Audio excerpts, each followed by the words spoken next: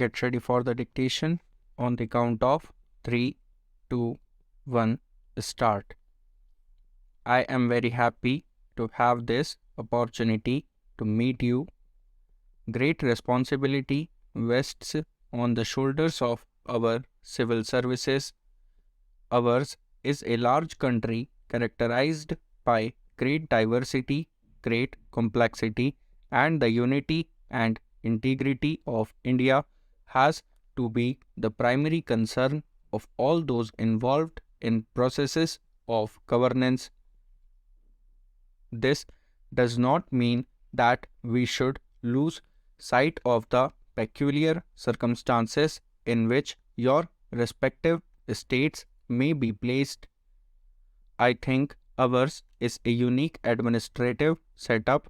It's a federal setup, and services like the Indian Administrative Service perform that twin combination of concern with local circumstances and at the same time wider concern that these local problems are resolved in a manner which strengthens the bonds of unity and strengthens the nation's integrity. Of all the services in our country, the Indian Administrative Service has performed its role with greatest efficiency, integrity, and commitment to national values. I said that ours is a country of great diversity and great complexity. We have in our country religions, all the great religions represented in our society.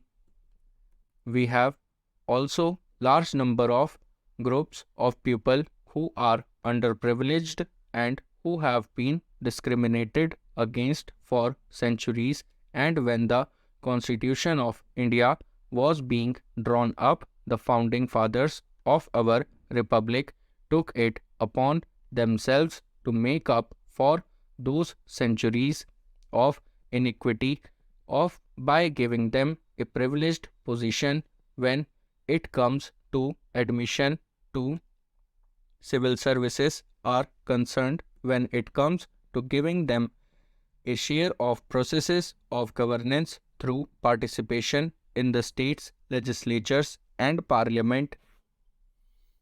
It is therefore very essential that our civil servants should be aware of the extreme complexity of managing an entire country of India's diversity.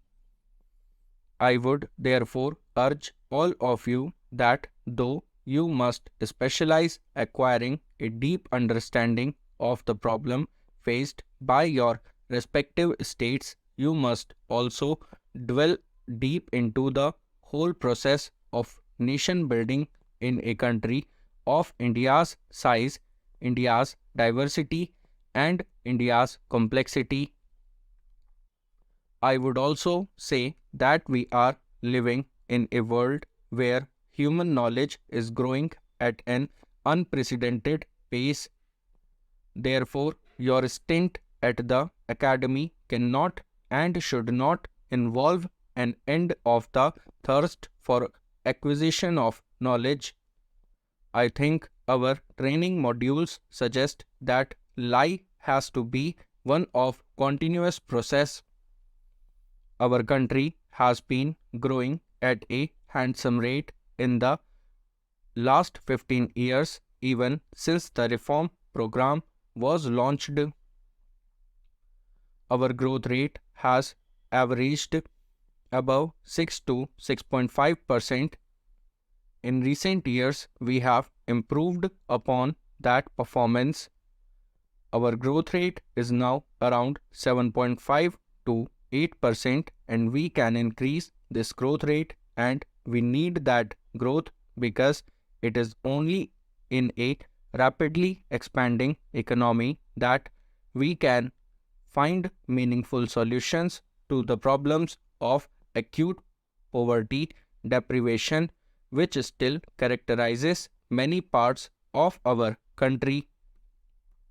And if growth is not there, the whole process of redistribution of incoming wealth becomes a zero-sum game, and when social processes become zero-sum games, they give rise to great degree of anger, frustration, and therefore we need this vibrant growth to provide the wherewithal in which redistributing processes can become a positive sum game and not a zero sum game, and therefore understanding of the process of growth, particularly paying attention to the need of rural development, paying particular attention to the delivery of basic social services such as health, education, or the management to the municipal and panchayati raj institutions.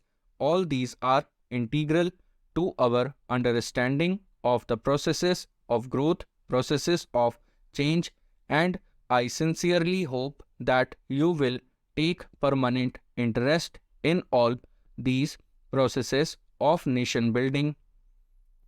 When I look at the civil servants in the British time, there is one thing which strikes me.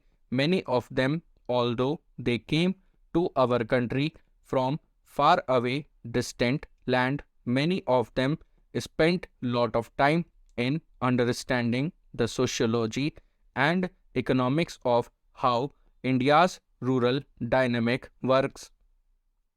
I think of late, probably because people don't stay in jobs long enough. Therefore, I think that depth of knowledge that our civil servants need to understand processes of change, particularly in the rural sector, the problems of disadvantaged community, scheduled castes, scheduled tribes, they do not receive the attention that they deserve.